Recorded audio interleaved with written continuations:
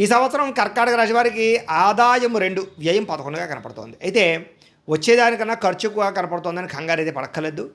మీరు పెద్ద పెద్ద ఇన్వెస్ట్మెంట్ చేయడం కానీ, పాలసీలు కట్టడం కానీ, టర్మ్ ఇన్సూరెన్స్లు కట్టడం కానీ, ఇల్లులు కొనడం కానీ, వాహనాలు కొనడం కానీ, స్థలాలు కొనడం కానీ, పిల్లల పెళ్ళిళ్ళు చేయడం కానీ, శుభకార్యాలు చేయడం కానీ, వాహనాలు కొనడం కానీ, లేదా పెద్ద పెద్ద యంత్ర పరికరాలు కొనడం కానీ, ఫ్యాక్టరీలో ఇన్వెస్ట్మెంట్ చేయడం కానీ, సొంత వ్యాపారాలు పెట్టడం కానీ చేసే అవకాశాలు ఎక్కువ ఉన్నాయి.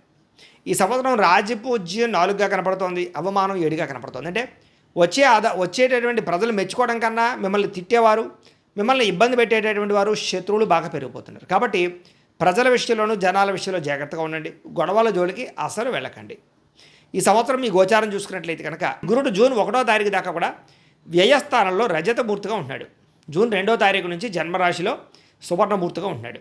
శని ఈ సంవత్సరం అంతా కూడా నవమ స్థానంలో ఉంటాడు. రాహుకేతువులు డిసెంబర్ 5వ తారీఖు దాకా కూడా తృతీయ స్థానంలో ఉండి డిసెంబర్ 6వ తారీఖు నుండి అష్టమ ద్వితీయ స్థానంలో సంచారం చేస్తూ ఉన్నారు. ఈ కారణంగా మీకు ఎలా ఉండబోతోంది ఈ సంవత్సరం అంటే కనుక కొంచెం అనుకూలమైనటువంటి ఫలితాలు ఎక్కువగా కనపడుతూ ఉన్నాయి.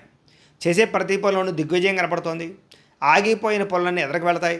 రావాల్సిన మొండి బాకాయలు వసూలవుతాయి. తొందరగా జీవితంలో మారేటటువంటి నిర్ణయాలు తీసుకోగలుగుతారు. ఇప్పటిదాకా చేసిన తప్పులు సరిదిద్దుకోగలుగుతారు. అయితే మీరు ఈ సంవత్సరం ఎటువంటి పరిహారాలు చేయించుకుంటే గ్రహ దోషాలు తొలగుతాయంటే కనుక రాహువుకి, కేతువుకి, గురుడికి, శనికి జపాలు చేయించుకోవడము, లక్ష్మీ గణపతి హోమము, సుదర్శన హోమము, చండీ హోమము చేయించుకున్నట్లయితే మీకు ఈ సంవత్సరం అంతా కూడా శుభప్రదంగా ఉంటుంది.